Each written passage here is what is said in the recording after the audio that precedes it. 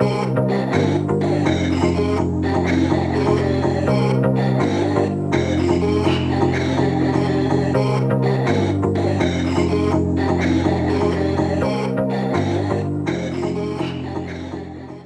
back to the Debrief, hosted by British Rowing in association with Junior Rowing News. My name is Tom Morgan, and I'm delighted to introduce Heather Stanning, 2 times Olympic gold medalist in the women's pair, Dan Spring, Rowing Almanac and senior correspondent for Junior Rowing News, and Richard Chambers, double world champion and silver medalist in London. Once again, you join us on a strange morning for Team GB. 2 more agonising 4th placed finishes coupled with a superb result for women's single sculler Vicky Thornley. The Tokyo Olympic Regatta continues to throw up surprises as world champions fall by the wayside and new contenders emerge. But after this morning's racing, eyes and hopes will firmly be fixed on the competition yet to come. Let's get straight into it and digest. Heather, if I come to you first, try for me to put into words how Helen and Polly must be feeling right. Helen was so articulate, gracious in her post-race interview, a true professional, but I'd love to hear from you how you think that crew are going to be feeling at the moment. I mean, they absolutely should be feeling proud for the way they performed. It was a tough field, and like we always knew, it wasn't going to be an easy breeze. It's an Olympic final, and anything can happen. So I think everyone was secretly hoping it could all come true, and they'd get the kind of the fairy tale finish, but it wasn't to be today. And it'll be hard. And I mean, like you say, Helen was exceptionally gracious in the way she spoke at the end. And Helen's always been far more articulate than anyone else I know when it comes to kind of speaking and summarising things up at the end. And but yeah, they're both racers and they're both competitive. So of course they would want to be coming away from with a medal, but they absolutely laid it out there today. They gave it everything, and if that was their best for today, then that was it. And I think they should be proud. We certainly were proud, sitting at home watching them. So yeah. And a word for the Kiwis, I think it would be remiss not to mention them, a sensational crew and the potential to win 2 Olympic golds in the women's day as they're doubling up. I mean, they have ruled the waves in this Olympiad. You know, how could you put into words how sort of strong they are as a crew? Yeah, I think they've been really dominant, and absolutely fair play to them. They deserve that gold medal today. They've worked incredibly hard. They've been on this journey together since 2014, when they were kind of won the under-23s as a pair. They came up straight away into the seniors as a pair. They decided not to do the pair for Rio and just focus on the 8s. And it's been amazing to see them develop, and it's amazing to see the speeds they do. Kind of their semi-final yesterday was incredibly fast, and they just look very cool in doing it. I think they are, they are deserving winners, and it's great to see kind of that pairs event being taken on, and just the standard. But the crews behind them and the crews that have pushed them to that standard kind of deserve a say as well. And it was unfortunate for the Australians, they didn't make that final. And the Canadians have certainly kind of pushed the Kiwis along. It wasn't probably the dominant race they may have wanted, but they didn't need a dominant race. They just needed to win. And that's what they did. 100%. And Richard, maybe if I come to you next for the lightweight women's double scull, less than 2 seconds, basically, you could throw a canvas over the field between number 1 and number 6. GB missing out by 0.01 of a second on a medal. I mean, we've now sort of accumulated, I think, 4 or 5 4th place finishes. That one is probably the most agonising yet. Yeah, I would agree with that. And firstly, I'd say, you know, what an amazing advert for lightweight rowing is that lightweight women's doubles race. You know, with 500 meters to go, we'd no idea who was going to win, who was going to medal. I think our lightweight women should be hugely proud of their performance and what they achieved. They raced to try and win it, and didn't come away with the medal, which will be absolutely agonising. And to be 0.01 behind a medal will be it will be really difficult for them to take. But they should be hugely proud of what they've done and what they've achieved up until this point. But it was such an exciting race. The Dutch led it most of the way. From 500 gone, the Dutch led it most of the way, and with 2 strokes to go before the line, it's almost like they wind down, or they caught a crab and they lost out. They almost went from being Olympic champions to absolutely no medal whatsoever at all. And I think it just goes to, for any young people watching rowing out there, it just goes to show that you've got to race through the line. Don't race to the line, but you've got to race through the line. The last stroke really does count.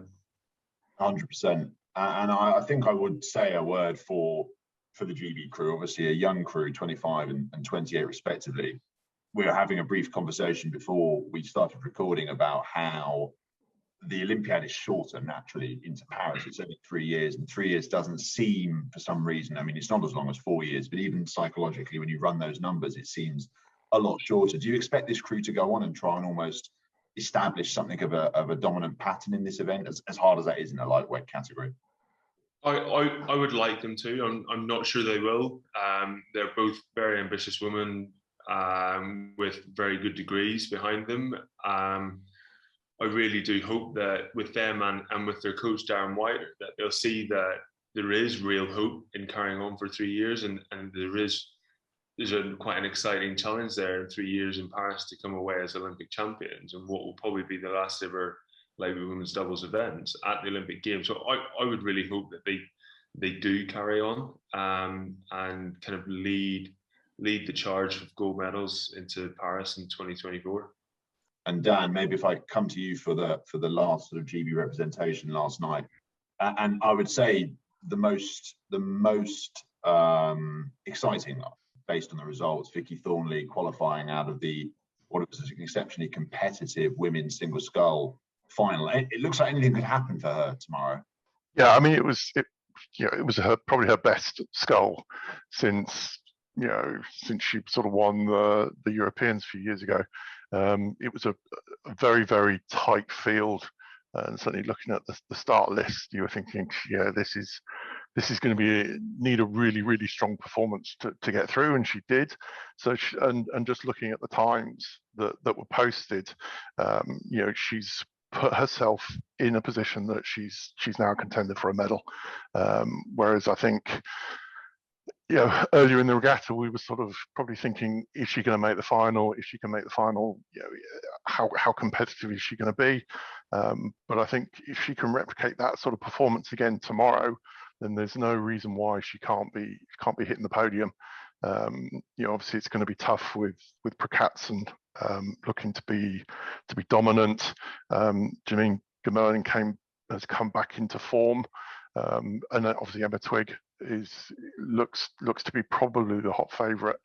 But yeah, I mean, Vicky in there, and I think what was most impressive for me was the final 250. It looked like she was going to get rowed through, particularly by Kohler, the American, but she put that real sprint in for the final sort of 150, which actually we've not really seen from Vicky. She's been very much of a middle K sculler.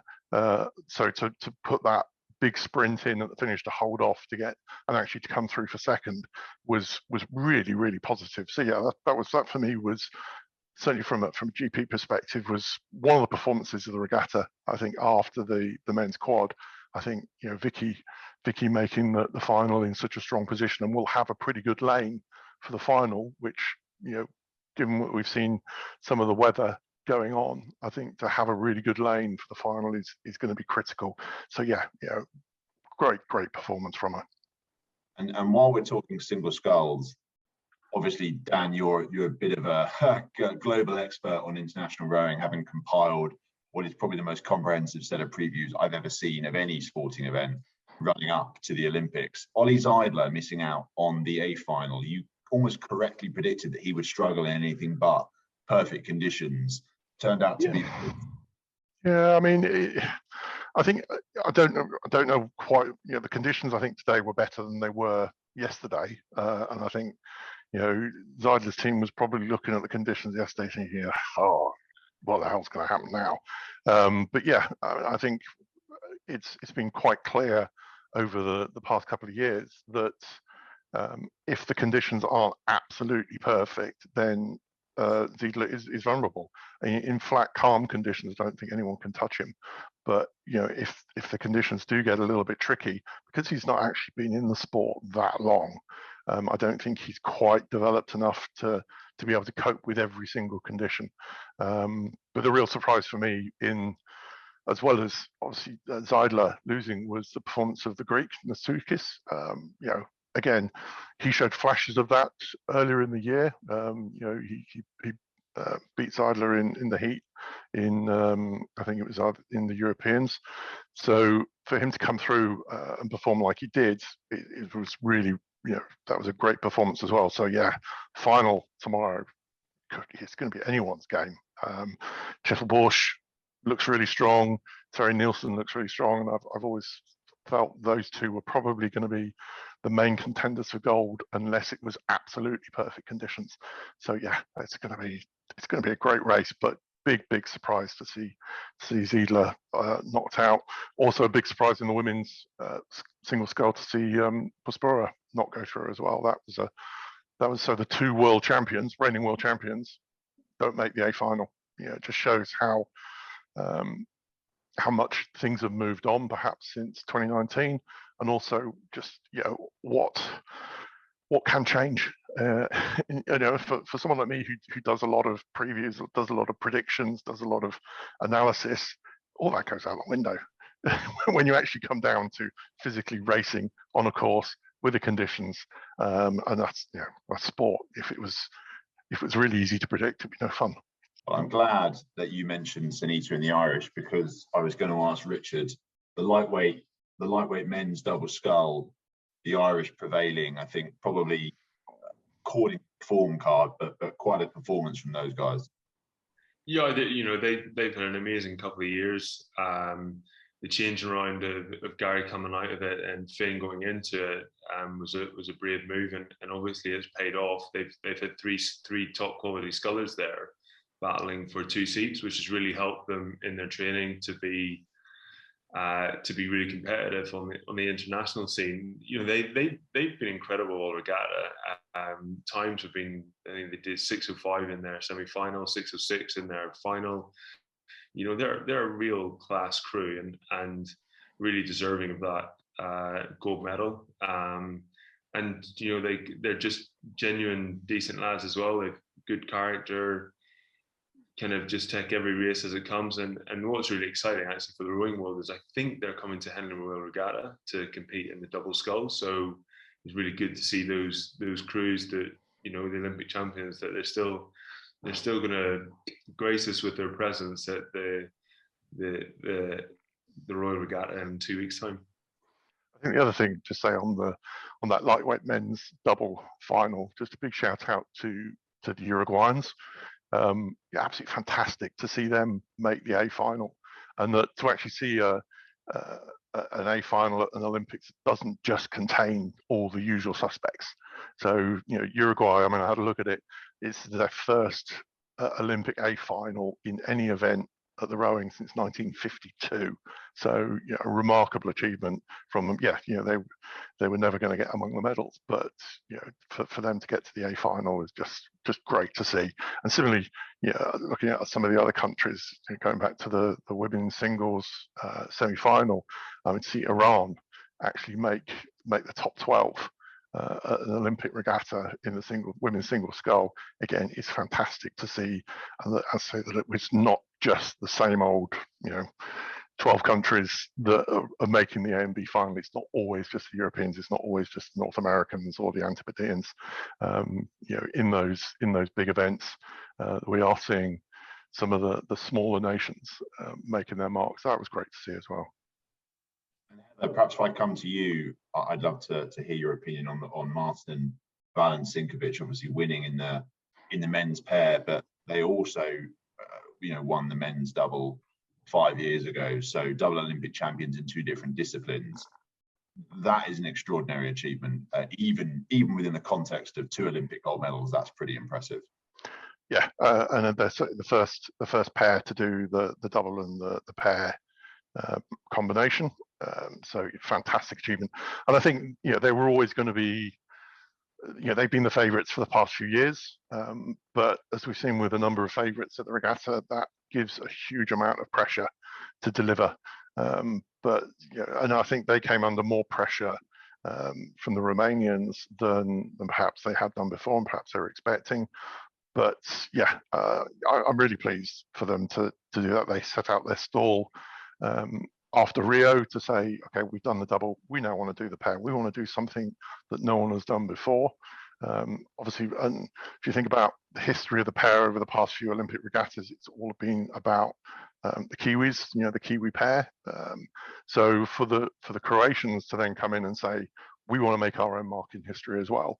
We want to be seen as not just great double sculls, but we want to put ourselves in that same conversation as the likes of Eric Murray and Hamish Bond in terms of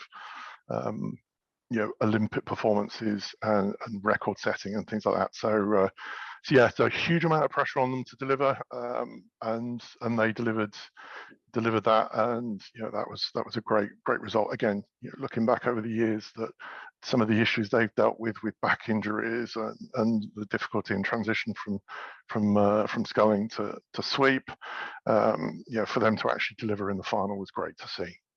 And Heather, perhaps if I come to you, looking ahead to tomorrow, it would be fair to say that the pressure on some of the crews competing tomorrow for GB has just gone up very slightly as a result of some of the results came in overnight. Give me a sense of how you think the camp are going to be feeling, the people yet to race, yet to sort of turn up in their A finals. Yeah, I mean, you say the pressure's probably turned up. I think they probably felt the pressure anyway. It's Vicky in the men's 8 and for the A finals, and the men's 8 I think have probably felt the pressure from the very start and the pressure they put on themselves to perform as well. Coming into the regatta as kind of a form crew and kind of now being beaten a couple of times probably isn't where they want to be. But you know what, that doesn't matter. They're in the final, and all they now need to do is just deliver. And if they can go and own those conditions, like I think it was the quad Jack said, and the conditions they had there is exactly what they train in every day at Caversham, then you know what, those are our conditions, and let's see the men's 8 absolutely own that tomorrow if that's what it's going to be. And they absolutely can. So yeah, I think, yes, there's pressure, but I don't think it's probably changed for them at all. For Vicky, I think every round she goes, yes, the pressure dials up a bit, and seeing the performance she did yesterday, it shows that she's got it in her and she is a medal contender. So I think that's probably dialed it up a bit from the external pressure. But again, I think internally she always knew that she was there or thereabouts, and she wouldn't have put herself in that single for this Olympiad if she didn't think she had a chance of getting to a podium. I think she's super competitive and an absolutely racer, incredibly determined, and that's exactly what you need to be in the single. So I'm really looking forward to seeing Vicky race tomorrow, and she's put herself in a great lane next to Emma Twigg. I think Emma will go out and try and own that race as much as she can. I mean, she's got her own demons. All Vicky needs to do is hang on to Emma and put another monkey on Emma's shoulder and see if she can crack her tomorrow. But yeah, it's going to be exciting to watch. And yeah, if both Vicky and the men's 8 can add a medal, that'd be fantastic for the team, I think. But yeah, that elusive gold for the team is still there for the taking. Well, I was actually going to say, on a scale of 1 to 10, I doubt many Team GB fans would say this has been a 10 out of 10 regatta. But if Vicky and the men's 8 were to win medals tomorrow, how much closer do you think we'd be moving towards a 10 out of 10 regatta, or at least a 7 or an 8 if we get 2 medals tomorrow? It'll definitely kind of add it up there, but I think we can't be too hard on the team. If a year ago we gave them results they've had, I think people would have been absolutely snapped it up. It was a very young, inexperienced team. This extra year, I think, has probably paid to our advantage, and I think I heard the lightweight dumbbell saying that. Kind of this year has been to their advantage. And I think what that has then given us is a bit more hope, and it's just seeing those 4th places, which I suppose we're not used to being in, has kind of thought us, maybe made us think like, oh my God, we are so nearly there. So I think they should be proud. It's been a very strange journey for a number of athletes. And like I said, it's a very inexperienced team. And I suppose it's hard for them over the years. We have expected kind of the rowing team to deliver a number of medals, and a number of them being gold. And it's really hard for a new era of athletes to come in and be expected to pick that up straight away at their first games.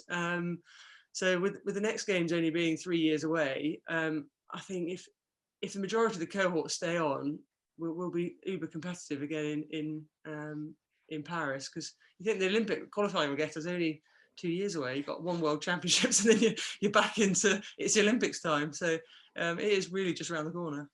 I think what's really exciting about what you're saying there, Heather, is that if this cohort does stay on, we've got a really exciting group of male and female athletes coming in behind this group, which is going to make it even more competitive, which I think is going to drive those results on even further, and a really hungry group of men and women who performed at the World Cups, the World Cup 3 this year, and we're hoping to go to a World Championships in Shanghai, which there's no event now. So I think that yes, we've got that Olympic group that's there at the minute, but we've got a really exciting team coming through, which is of under 23 gold medalists, which are going to be challenging for those positions as well, which is really going to push the standard of the team on, and hopefully in Paris we'll see less fourth places and more medals and crews in the middle of the podium.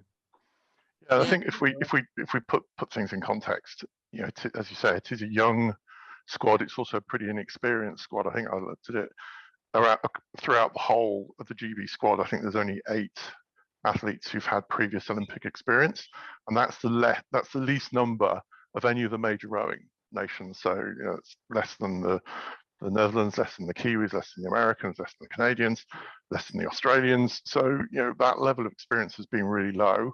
We entered 10 boats. We've got 8 boats in A finals, which again is the best achievement of any of the major rowing nations. So far we've had 6 of the finals that we've been involved with. 5 fourth places and a silver. That's so close to fractions of seconds either way. We could be sitting here talking about the fact that we've got 6 medals already. So I think they've performed brilliantly. They're, as you say, they're a young squad. There's a huge amount of talent in that squad, and also just below that squad with the Project Paris crews that we saw row at Sabaudia. So really exciting young athletes coming through. So if you look at the medal table, there's a bit of frustration and disappointment that we haven't yet quite got that gold that we've had every time since 1984. That sort of monkey on British rowing's back. But I think to keep things in context, it's actually been a really strong performance as a squad as a whole.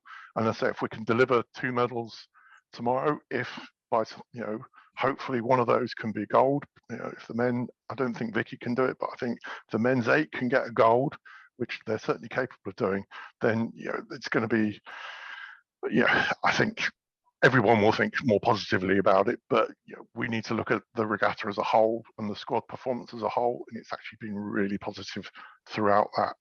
Throughout those 10 boats, even the women's 8, although they were quite disappointing. They're a young squad, they're a young boat, and they will take this experience and develop it, and certainly be a stronger group of athletes when it comes towards Paris.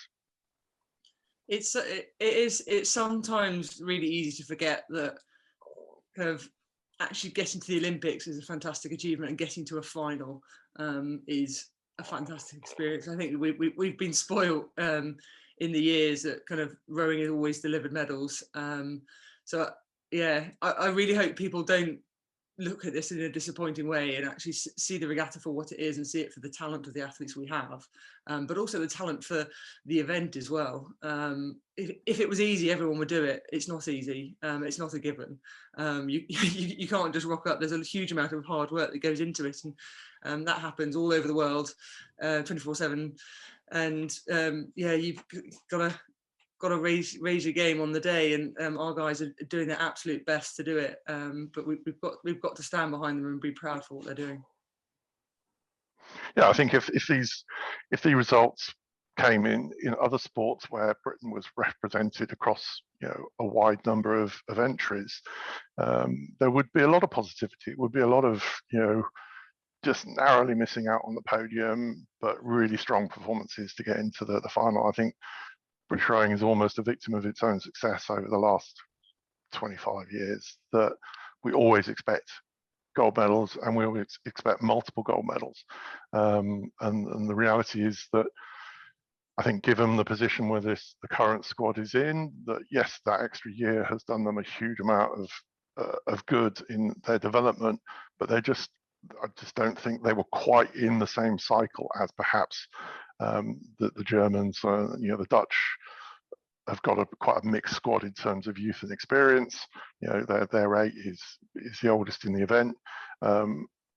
So yeah, I think it is a really strong performance, but I'm really, really excited and really looking forward to seeing what this squad can do in Paris. And I think Tokyo, if the men's 8 don't deliver a gold medal, I think Tokyo will be seen as almost just like a blip in the normal sort of performance of British rowing, because I can see many medal potential athletes for the Paris Olympiad. So yeah, so it's an exciting time.